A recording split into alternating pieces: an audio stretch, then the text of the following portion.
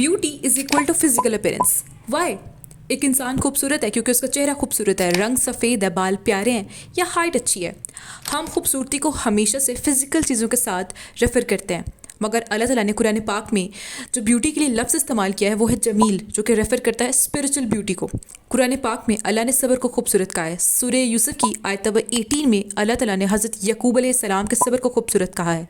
अल्लाह ताला ने माफ़ कर देने को खूबसूरत कहा है. नबी सल्लल्लाहु अलैहि वसल्लम का इरशाद है कि अल्लाह खूबसूरत है और वो खूबसूरती को पसंद करता है. यहाँ खूबसूरती से क्या मुराद है? क्या यहाँ फिजिकल ब्यूटी की बात हो रही है? इसलिए अल्लाह ताला कुरान पाक में सूरह सजदा की आयत नंबर 7 में फरमाते हैं कि अल्लाह ने जो शे भी बनाई बहुत खूबसूरत अंदाज में बनाई. यानी अल्लाह की बनाई हुई हर चीज़ ही खूबसूरत है. मगर साइंस कहती है कि पहले कुछ फिलोसफर्स थे, प्लेटो और एरिस्टोटल, जिनका ये बिलीव था कि हम ब्यूटी को जज करते हैं on the basis of some reasons. इसको कहते हैं रेशनलिज्म अबाउट ब्यूटी.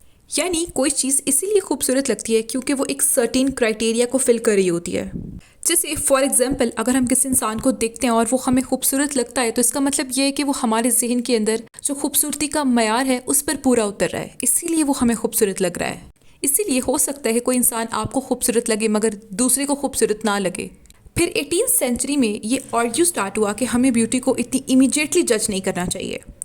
यानी what makes something beautiful is dependable on subjective pleasure and it depends on the taste of a person.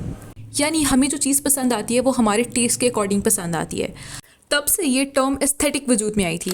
और यहाँ पर एक कोट भी है कि beauty is Indeed in the eyes of a beholder, यानी खूबसूरती देखने वाले की आंखों में होती है.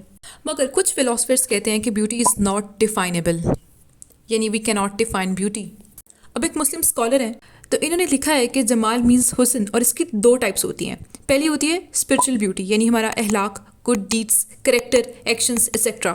और दूसरा ये है कि खूबसूरती वो है जो अक्ल या दिमाग को पुरकशिश लगे. अब कुरान पाक में स्पिरिचुअल ब्यूटी का जिक्र ज़्यादा है, मगर इसका मतलब ये नहीं है कि इस्लाम में फ़िज़िकल या मटेरियल ब्यूटी की अहमियत नहीं है. मगर जो चीज़ ज़्यादा अहमियत रखती है वो अहलाक है, वो अहलाक और रूहानी खूबसूरती है. अल्लाह ताला फरमाते हैं सूरह कहफ की आयत नंबर 46 में, तर्जमा, माल और बेटे दुनियावी ज़िंदगी की जीनत हैं और बाकी रहने वाली नेकियां बहुत बेहतर हैं तेरे रब के नज़दीक, सवाब के लिहाज से भी और उम्मीद के एतबार से भी.